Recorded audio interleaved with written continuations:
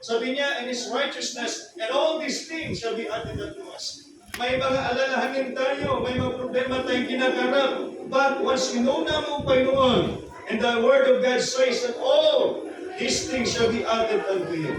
Alam ng Diyos po ang ating sitwasyon sa buhay. Alam ng Diyos ang ating kalagayan. Ano sabi ng Bible in James chapter 2? Kailangan ang faith nito ay makitaan ng gawa. Hindi tayo gumagawa sa kaliligtas natin, ligtas na tayo. Kaya nga makitaan sa atin ang gawa ng banal ng Espiritu. Amen. Ano sabi ng Book of James, please? Chapter 2, verse 14. Hindi po nagkakamali si James. Ang ina-address ni James dyan, kaya may brethren, in chapter 2. Ang kausap ni James yan, hindi unbeliever.